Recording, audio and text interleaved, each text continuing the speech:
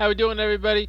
Old Papa G here, and today I got some new Shadowlands content for you guys. I think it was about time that I started focusing more on arena instead of just straight doing tier list.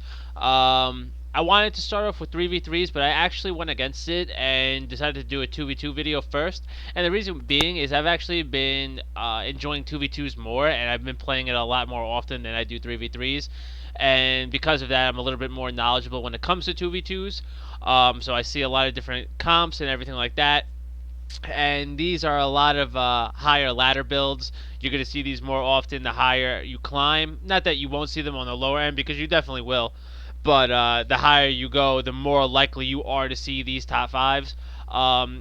In the most recent changes in Arena for Shadowlands, Blizzard decided to get rid of the early dampening. So originally, when Shadowlands first came out for Arena, I believe that you started off between 20 to 23% dampening. They actually got rid of that. Now you start off at 1%. So what this actually does is make healers in 2v2 more viable. That's not to say that you can't succeed with 2 DPS, because you definitely can, but it does make DPS and healer comps way more viable than they were originally. That being said, you might see them way more often in this list. So for the most part, when it comes down to these teams, it kind of involves heavy burst or a lot of sustained pressure, which is basically the meta to begin with. So that all that being said, I want to jump right into it. When it came to picking number 5, I actually didn't know for sure who I wanted to put as 5. I had a few different ideas, but I felt like the choice that I picked made the most sense, and you'll see why right now. So number 5 is Ret Pally and Dis Priest. One more thing. I also wanted to say, for some of these comps in particular, I swap out. I'll give you other alternatives that you could use. And the reason being is I didn't want to make the list of all the same comp just with a different healer, like all the same DPS with a different healer. I felt like that would just be pointless. So instead what I did was just give you the alternative options, which can still be just as viable and very, very good. And I'll explain why in detail and all stuff like that. So now, all that being said, let's jump into Ret Paladin and Discipline Priest. So, like I said, I was having a kind of a difficult time picking for 5, but the main reason why I picked this one was for Ret Pally. Now, I kind of felt bad excluding certain specs, but I didn't have Ret Pally anywhere else in this list, and I felt like they were the most deserving to be in the top 5, and this team in general is definitely just really, really good, and they deserve it in general. So, let's get into why. So, the amount of burst Ret Pally brings, even after the Kyrian ability nerf, is just insane. So, originally they were getting about 300 mastery, now they get 150, and they still just are so strong. They just erase opponents when they pop Avenging Wrath and Divine Toll together. The additional damage from Dis Priest, and utility of increased movement speed from Power Word Shield is exactly what Ret needs due to their lack of mobility.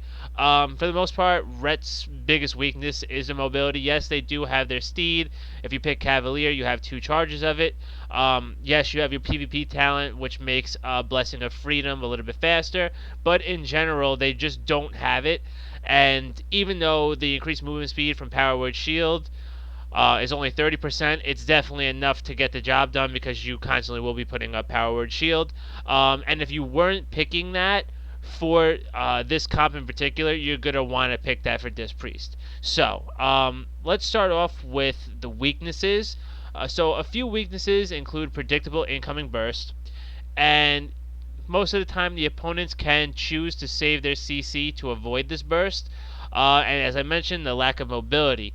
Even with these 2 faults, though, in reality, it doesn't matter, because this duo in particular, the output is too good, and they will eventually get their hands on you. Even with that lack of mobility, they will eventually get their time. So, reason being that they'll eventually connect is the sustained healing that they bring to the table.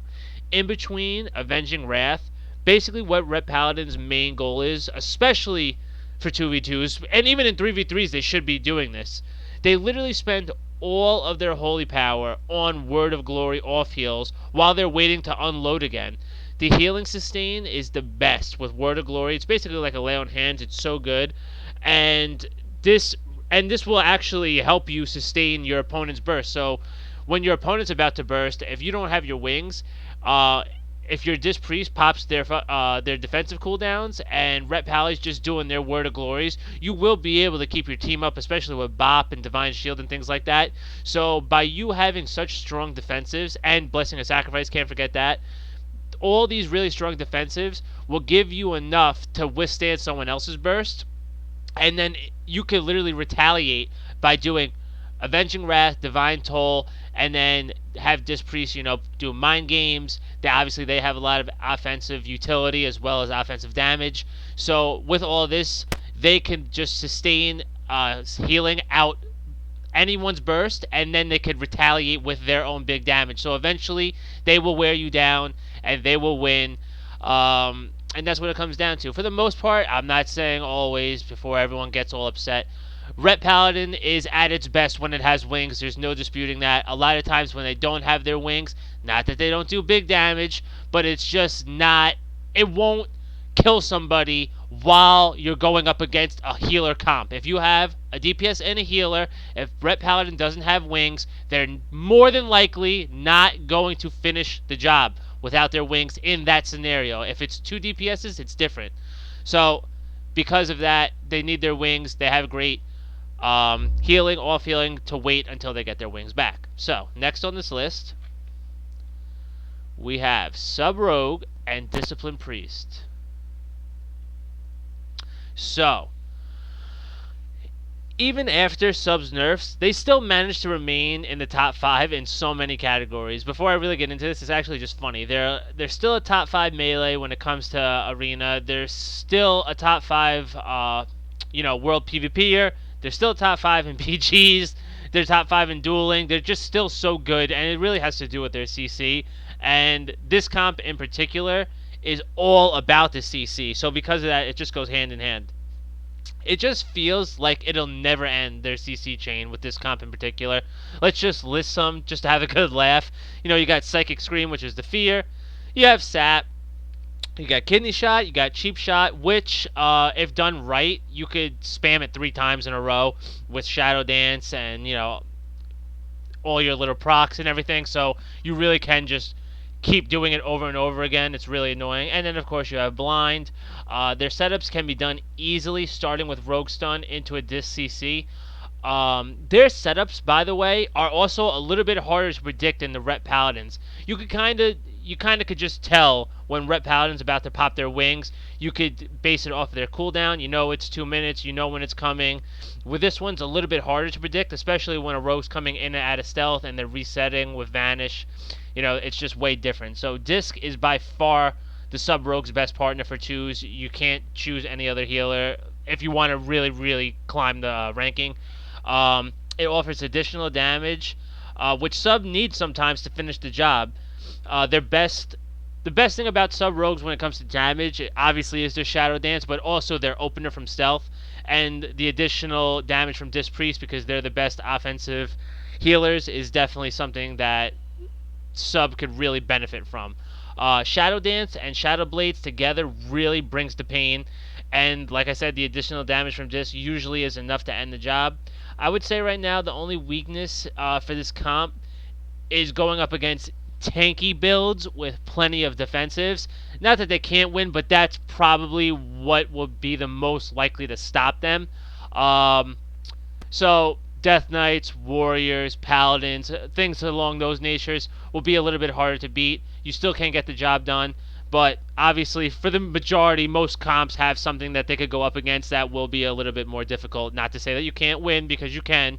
I'm just saying what could give you a little bit more of an issue. So next, and this will be the first one where there are alternatives, but there is something that stands out over the other ones, but you can succeed with these other options. So the main best one is Arms Warrior and Resto Shaman. If you can't find a Resto Shaman to pair with, I suggest Holy Paladin as your second best option, and then your third best option is Resto Druid. Resto Shaman and Holy Paladin are definitely in a league of its own over Resto Druid. Resto Druid is good, but the other two are just better by a decent margin as well. So, for these next three, I'm going to get into a lot of detail. So, Arms Warrior is a hell of a force right now. It's really not even funny. Combo this with Resto Shaman support, and what really feels like an unlimited mana supply, you got a top 3 comp. Right now, with Resto Shamans in particular, their mana regen is just unmatched. It almost feels like it's overtuned. You know, things like Water Shield, and even though Mana Totem is on a 3-minute cooldown, it doesn't even matter. That additional is just so good. They also have a lot of passive healing, so they don't really have to waste too much mana in general. So they're really good. They also pack a solid punch with Lava Burst right now. I would say they're probably the third best offensive damage healer, which pairs well with the Warrior. With how high Arms Warrior output is, with the best utility and defenses of any melee in particular, they bring a lot to this comp. Let's not forget, Mortal Strike reduces effectiveness of healing by 50%. This should always be used off of the cooldown, and it basically it could always be on the target if you want it to be. You have no issue with just spamming this. Second, if it's off cooldown, you put it back on. It'll never be an issue. It'll always be on the target. And as I mentioned, you'll see a lot more comps with a healer in it. This makes Warriors great for this. When Warriors really beef up their versatility and go into defensive stance, they are extremely tanky. This is not even including their other defensive abilities, just having high versatility, meaning 25% or more with defensive stance. It's really, really hard to kill them. And even with being in defensive stance, they still deal a real good amount of damage. It really is nuts. So just a couple things to go over. Defensive stance, die by the sword, ignore pain, intervene, and spell reflection, rotated off cooldown, really makes Arms Warrior a damn wall. If you're a really good Arms Warrior and you rotate these cooldowns well, that way it doesn't feel like you're using too many at once, which, by the way, you can stack some of these together, which sometimes in certain scenarios you are going to want to do that, but you could rotate in between all these. That way you always have something available to counter. By now, I'm sure we all know what Intervene does, but I'm going to go over it quick. It intercepts all melee and range attacks against your ally for 6 seconds. This move is the best support for your healer. It really, really just alleviates a lot of pressure off of them, and it's a healer's best friend, this move. A good PvP talent for this comp is Overwatch, giving the ally you intervene spell reflection for 5 seconds. This combination really, if you're going up against just a caster in general with this, you could really, really, really put a hurting on them. I almost forgot to mention Warbanner. Sometimes it slips my mind, but it actually is one of their best PvP talents. They just have so many different options for PvP talents that they could swap in and out depending on matchup that sometimes this one slips my mind, even though it's one of the best ones, and it probably should always be on. It increases your movement speed by 30%, but that's not really what it's about. It's really about reducing all incoming CC by 50%, which is just nut job. And also, after going over this, I'm sure you guys get the idea of how great their utility is. I shouldn't have to even go into more detail. Resto Shaman is definitely the preferred healer option for Arms, but as I said, Holy Paladin and Resto Druid, could definitely get the job done. You should have no problem climbing with either of them. Sometimes, it's hard to get the preferred team if you're not in a guild or you're just looking for groups. So here's some other options for you. That way you don't feel like you're just stuck looking for the same team over and over again, because that, honestly, it gets annoying sometimes. Now, number 2. I had mixed feelings on putting this one at number 2. I didn't know for sure if I should put it here. I had a lot of thought making Arms Warrior, Resto Shaman number 2. But I figured, I'll just put this here. And it really comes down to how good are you? Because this one, it could be 2, but it could also be 5. It really depends on how good you are. But I've seen people that are so good that, it really should be 2, depending on your skill level. So, like I said, this is a tough call for me. This comp, if it's done right, it just brings so much pressure. The Feral Druid really has to keep busy the entire match. It's all about the Feral Druid. They have to consistently apply pressure on both targets with their bleeds. The double bleed really brings heavy pressure, especially if they're going up against a healer comp. They're going to have to heal their ass off. Feral can also burst their targets strongly with Ferocious Bite. Its finisher can really be beefed up right now with their one conduit. It makes the damage of your finishers even stronger per bleed you have on the target. If you add the Kyrian ability to this and Tiger's Fury, you really have your opponents have some issues to deal with. As Disc, you can really support Feral well with damage as well as healing and CC. You have Fear and Cyclone combo on a healer, followed by Berserk. And both Feral and Disc just bursting. This tends to end the game. This comp takes a little bit more skill than others, as I mentioned. The Feral kind of needs to be careful sometimes. If they're not careful for a Windwalker Monk or a Sub-Rogue about to pop out and just unload on them, they will get caught off guard and die. Because in those two in particular, they really can just unload on you. Feral does have some good defensives, however, paired with Disc. Power Word Shield, Survival Instinct, Bear Form, Frenzied Regen, and Bark Skin. This could get them out of some trouble, especially in 2s more than 3s. Finally, Feral does have the ability to escape slows with shapeshifting. This is so important for a melee. This really makes sure they can always keep the pressure and the bleeds on their target. There's basically no slowing them down. They'll make sure to have it on the target. And I would say Disc is by far the best healer option for Feral for right now. And lastly, number 1,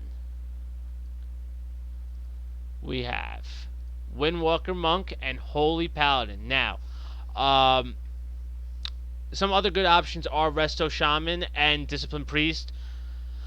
And all three of these, honestly, it doesn't matter what you pair with. If you pair with a Holy Paladin, Resto Shaman, or Disc Priest, I would probably call this the number 1 option for you. Monk and any 3 of those healers are great. But right now, I would say Holy Paladin is the best healer. And I would say Windwalker Monk pretty much is the best melee. I would call them an Arms Warrior 1A, 1B. And that's just the best composition right now. So, it seems that this team is almost unbeatable. In my opinion, it's the best by a decent margin as well.